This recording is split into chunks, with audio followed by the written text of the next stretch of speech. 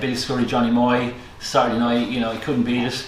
And then obviously before his time then was Sides DC on a Sunday night with the excellent Liam Fitz DJing, and you know, he couldn't even really get better than that. You know, that's probably the whole clubbing scene when it started off in my eyes.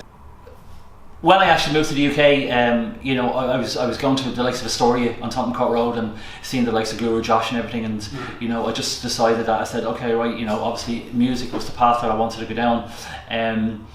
You know, never actually thought I was going to actually become like a sort of a household name, so to speak, in Dublin, and you know, obviously work for some great events throughout my DJ career, as in, you know, Renaissance, Back to Basics, Ministry of Sound, and doing the Cream Nights and things like that. So from there, like, I was really happy to be asked to do them sort of events. I think my first track that I actually bought was a 7-inch of Boney M. You know what I mean? Something like that, something totally obscure like that. But you know, at the time, I didn't actually think I was going to become like some sort of a DJ at all. But you know, it wouldn't be a dance record. It just wouldn't be a dance record. It would have to be something like that, like, you know what I mean, Boney M. And I hold my hands up for that now and say thanks a million. I think mine was Elvis.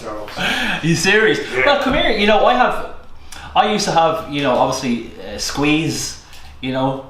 Yeah, that would have been one of my and you know, I used to have like Cool for Cats, and obviously I used to have a lot of stuff on Two Tone Records as well, where it used to be like, you know, the specials or like Fun by Tree or something, like, you know what I mean. So I wasn't just dance orientated. I would probably say, you know, obviously Shaft probably is one of my all-time favourites of all time, because obviously you always got a chance to play certain types and styles of music, whereas, you know, in Pod, I wouldn't say Pod was like sort of structured to being like a house club, or to being like a sort of a, how would you put it, a softer feel of music. You always had the chance to play something a little bit tougher, but it didn't always go down. So Shaft was obviously my favourite club of all time. My unique music style, I go through various different genres of music, you know, when I play. I just don't like to stick to one style, because, you know, obviously you're there to please the crowd, you're not there to please yourself.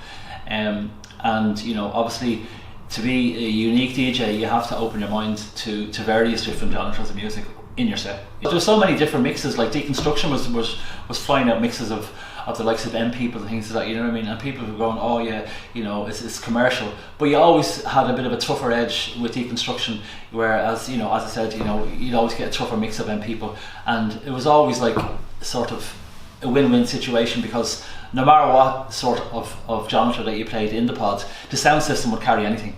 You know, you had a turbo sound system there that would actually just blow your mind, like, you know what I mean?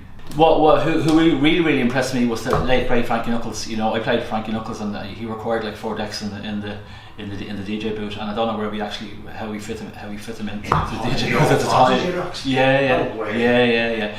And you know, he was amazing. They were stacked. You know what I mean? But yeah, that was a phenomenal night. You know what I mean? And he was brilliant, absolutely amazing. And there was some great times in there as well, where we had Sister Sledge live on stage. You had like Prince was there. I done the Prince after party, and it was great. It was great to see so many, you know, obviously of the normal clientele actually rubbing shoulders with stars, like, you know what I mean. And that was the whole great experience about on a Saturday night there. You know, you could meet anybody there.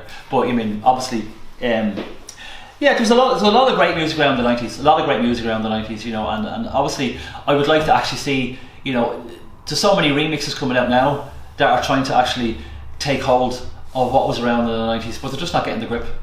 You know what I mean? I actually think some of the classics should be just left alone now, and just move on to the next generation. And I mean, obviously, some people probably, with the music that I played back then, would be more house, and, you know, obviously progressive house. Shaft was like more of a progressive techno sort of vibe, and now I'm actually going back to it, because there's no point in sticking to just one genre all the time, because it just becomes a little bit boring.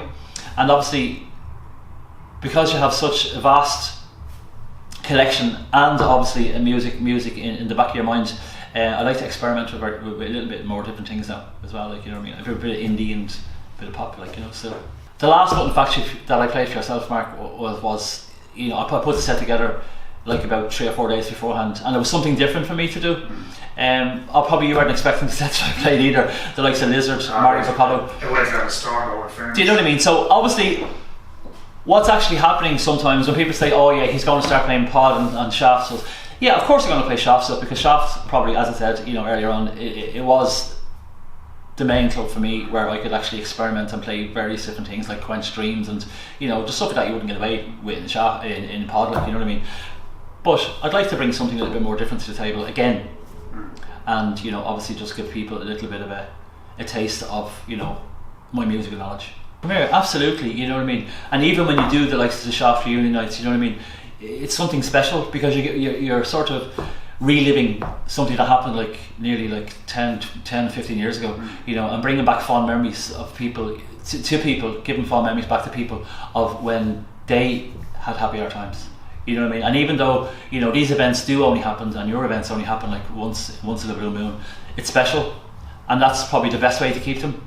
And that's the reason why Shaft now got a bit of a kickback, obviously, for the last year and a half, just to take a little bit of sidestep and give it a little bit of a break, and then come back and then refresh it all again. You know what I mean? And so obviously give you guys a chance to do your bits and pieces as well, like. Brilliant. Thank you very much, Paddy. All right, bud.